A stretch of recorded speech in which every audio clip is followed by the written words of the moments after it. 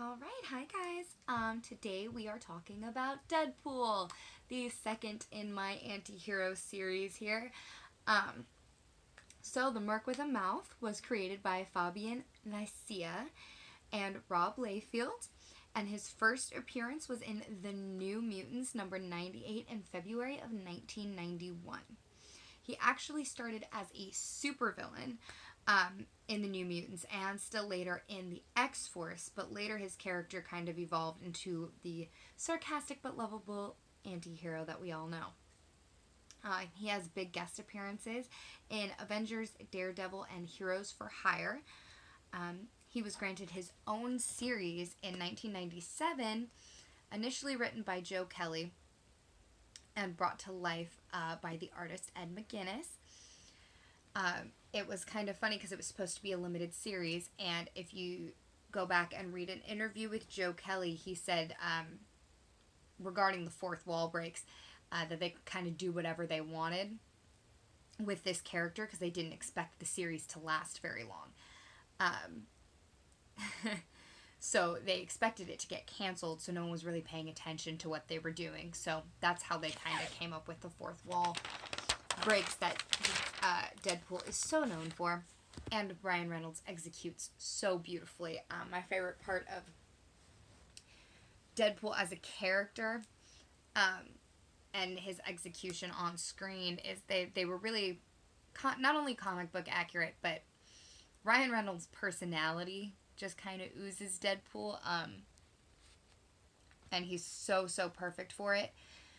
In even the sense that when he's wearing the mask, you can like see his facial expressions through it because of how well he's emoting and executing who Deadpool is. I just love it so much. Basically, if my brother was a superhero, he'd be Deadpool. After issue number 69 in the early 2000s, the entire X-Men line went through a revamp. They had, and this happens with a lot of comic books. It's happened to DC more times than anyone can count. But they'll like close out a series or a team completely and relaunch it. Normally it's when artistic associations go through rule changes and stuff like that. But the next ongoing series featuring Deadpool was written by Daniel Way, should sound familiar, and the artist Paco Medina should also sound familiar. We're going to do a video on comic book writers and artists because I feel like they don't get enough credit for originating the source material that we all love when it finally hits the screen. But the next big series Deadpool appeared in actually started as a Secret Invasion tie-in series.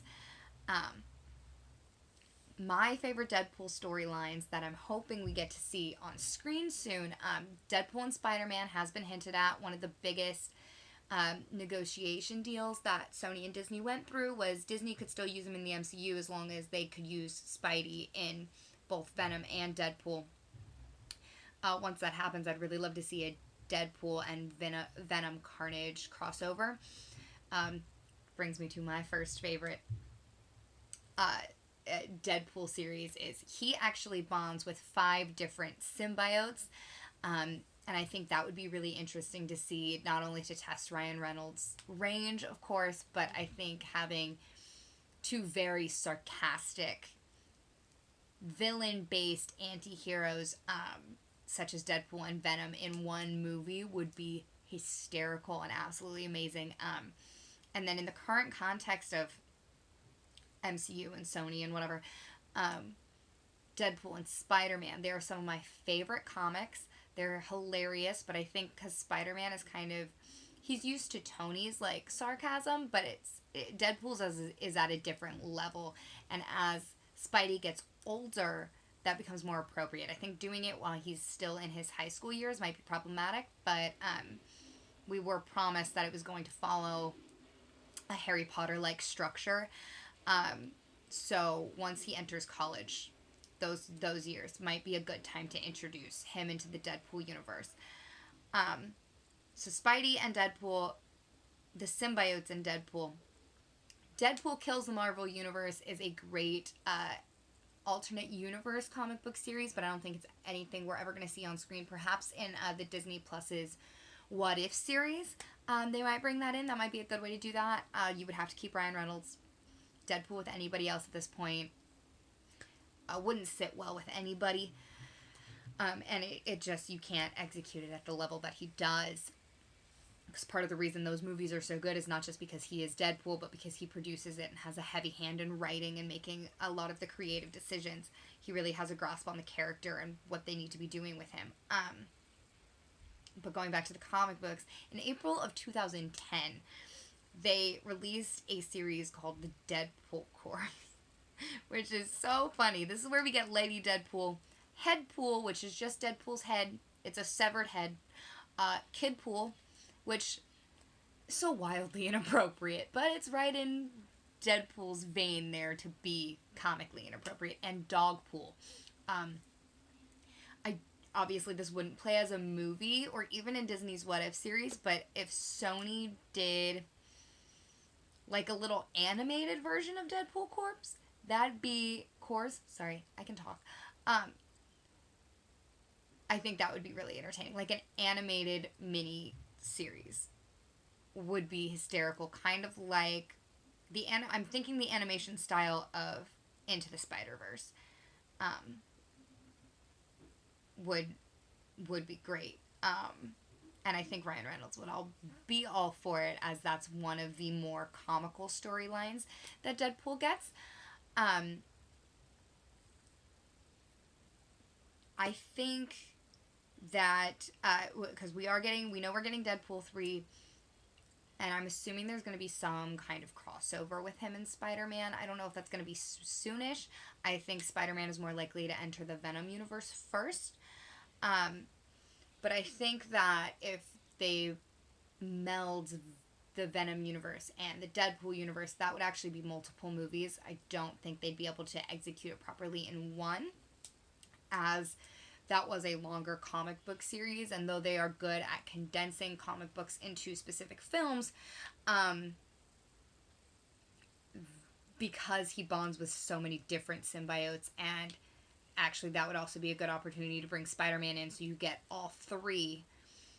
That would be a really big boost for Sony to not just have them isolated, because Venom did pretty well, Deadpool does great, but not to just bring Spidey into one of them individually, but to have all three of them together, I think would give them a really big boost in profits, as well as it'd be incredible to market.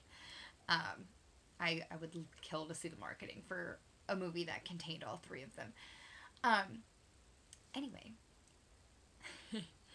Deadpool also appeared in Secret Invasions for a hot second. We are going to talk more about that when I do that video. But I want to know what your guys' favorite anti-hero is. I covered Loki. We did a little bit of a background on Deadpool. I'm going to keep going into some more anti-heroes or villains turned heroes, stuff like that. I suppose my Scarlet Witch could be considered an anti-hero at points in time, as she did start in the Brotherhood of Evil Mutants. There will be a video on her, and it might be longer than my normal 8 to 11 minutes, because I cannot stop talking about Scarlet Witch. I adore her with all my heart, and there's just so much to say. But go ahead and check out those early Deadpool storylines where he was a supervillain. I actually have the very first issue of X-Force that I bought at a really small comic book shop in Chico. And I'm scared to take it out of the plastic. But the early X-Force issues and his guest appearances in the Avengers early on, he was still a supervillain. So him and Loki kind of... Marvel takes their anti-heroes and they kind of follow the same trajectory, as they start as villains and then they kind of go back and forth between good and evil before they finally land on an anti-hero path. I think it was a little less back and forth with Deadpool. He's more chaotic good, where he's doing the right thing, but he's doing it on his own time, in his own way, with his own set of rules. He doesn't really abide by what else is happening. So basically, and hear me out, he is a more sarcastic, a straightforward version of Captain America. Because Captain America is also chaotic good. That's not debatable. He doesn't follow laws or rules or what people are telling him to do. But he does always do what he feels is right. Deadpool, it gets a little more darker. It gets darker. Deadpool has some really good dark storylines. He's actually more... Everyone thinks of him as this sarcastic, lighthearted, he's going to kick you in the dick and laugh about it kind of character, but he actually has some really dark storylines. There was a storyline, and forgive me for forgetting the title of it. I will post something later as an update once I remember. There was a storyline where he was drained of his powers, therefore drained of his healing properties, and his face was and body was still burned, but he wasn't super anymore. And he said it's the most alive he's ever felt because he was human, because he was him again.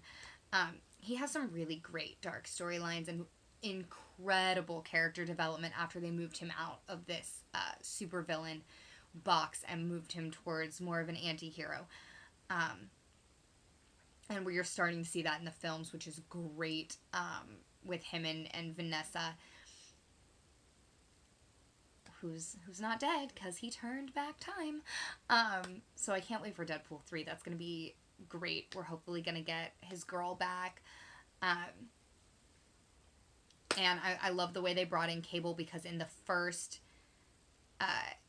in a couple of his first appearances when he was a supervillain, it wasn't the New Mutants. He was the villain that Cable and the New Mutants were fighting. So I think the films are doing a really good job of balancing actual comic book storylines and bringing them into the big screen. They're not so concerned about the story, but they stick very, very close to characterization, which is so much more important to me. I know we all want to see our favorite comic book storylines on the big screen, but as long as they don't butcher my characters and who they are, I'm good. So I think they've done a really great job with that. Ryan Reynolds is amazing. And I should stop talking about Deadpool because I'm over the time I normally go. Alright, so the next one will be Scarlet Witch, and then we're also going to discuss Secret Wars and Secret Invasion, since they have set that up in the MCU for us. So I'm going to give us a little bit of background, what they've set up, where they could go, where I would like them to go, where they're probably going to go with it. Marvel Trivia, Phase 1, next Friday at 4 p.m. California time. Tune in here on my YouTube. I will post it all over my social media before it happens. And thanks, guys.